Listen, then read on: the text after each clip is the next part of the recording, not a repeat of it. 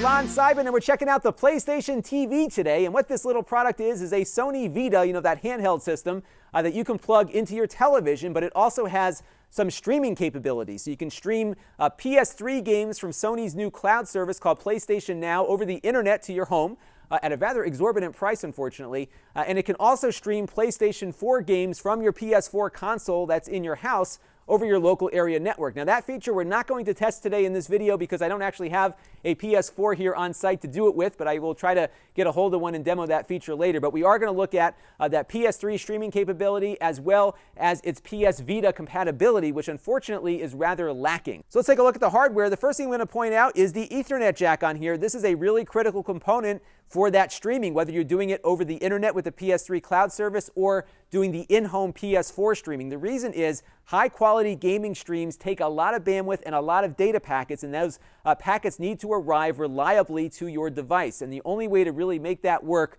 is to plug it in with a hard wire. So be advised, you're going to need to figure out some way to get Ethernet to your device. You can wire it up directly, of course, or you can do some power line adapters. I've reviewed some of those in the past.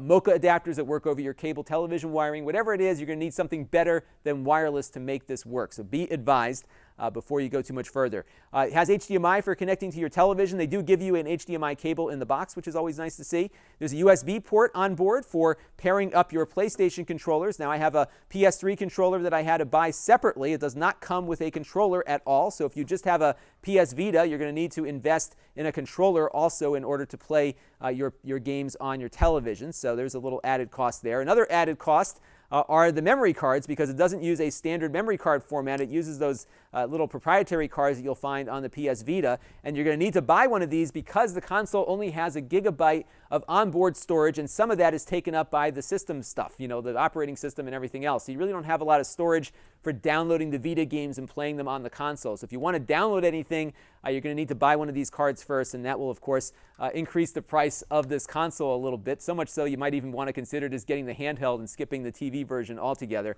One last little spot here is the PS Vita card slot on the side, and what you can do here is take the PS Vita games that come on these little cards here and stick it in the console to play those games on your television. The only problem is not all of the games are compatible. So Need for Speed Most Wanted is playable on the PlayStation TV, but one of their hallmark games here, Little Big Planet, is not. So you're going to see a lot of games are just not going to be compatible. So you want to go to Sony's website first and see what might work with your console or not. So let's get this thing hooked up and we'll see how it works. All right, we got everything booted up, and if you have a PS Vita, this is going to look very familiar to you. The interface is pretty much the same.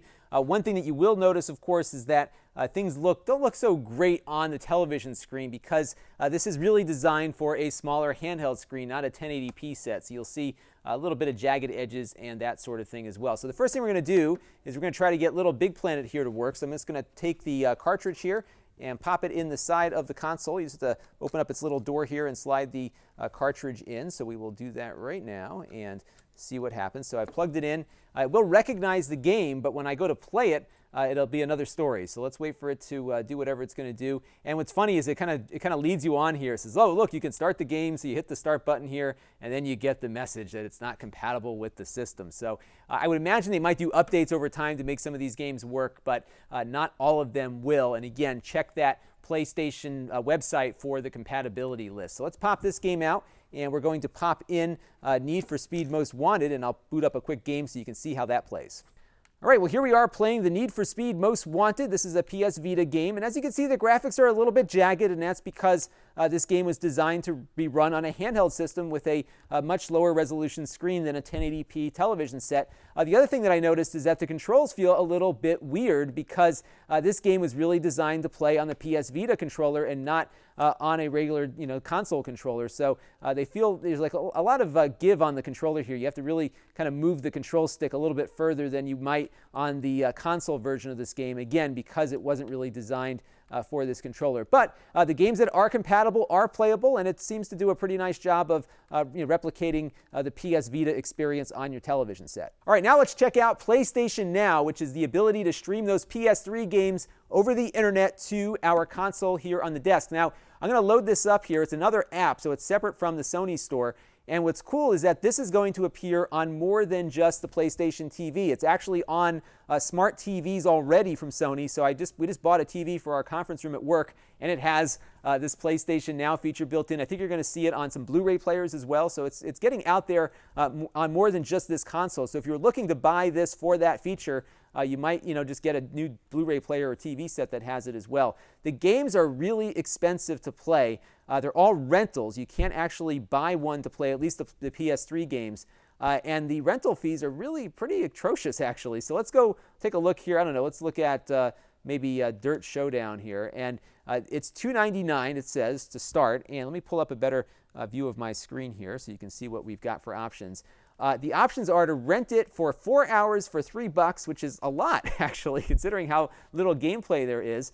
7 days for $7, or you can go 90 days for $23. But why not just buy the game? You could probably buy it used or something for that price. So quite pricey. But let's go pop into one of these games real quick. Let me find one that might be more fun to play initially here. Maybe we'll do Just Cause 2.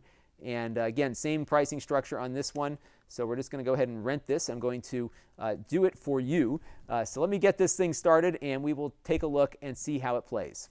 Now here's an additional source of aggravation. If paying $3 for 4 hours of gameplay wasn't enough, you have to put the money in $5 increments, which means that you can't actually rent 2 games with $5. You're going to have to put the $5 in, rent your game for $3, and then have to put more money in to kind of get it going. This is the same stupid concept that Microsoft had with the points, where you were always just leaving money on the table with these people. So again, I am doing this for you, so we will go ahead and pay the $5. All right, here we are streaming Just Cause 2 over the internet to my PlayStation TV, and this is really feeling pretty nice. It does feel like I'm playing it on a local console, yet I am streaming it over the internet. I've been running it now for probably about 5 or 10 minutes before I started shooting again, just to make sure that the connection wouldn't kind of die off over time. But I'm not seeing a lot of artifacting. I'm feeling like this could be very, very playable, and I suppose it better be for the price that you're paying, but it is pretty responsive. There's not a lot of controller lag that I can detect. I'm not sure how it portrays on video, but for me playing the game, it really feels quite natural and quite local, even though we're streaming this from some server far away. I think this would be better if they had some kind of Netflix-style subscription service where you could pay one price a month and eat all you want, as opposed to paying really exorbitant fees here on these games. I think $3 for 4 hours is a lot of money, and it's just way too much to spend on something like that. So that is the PlayStation TV, and I gotta say, Sony has produced great game consoles that have really been home runs, one after the other, for the last 20 years.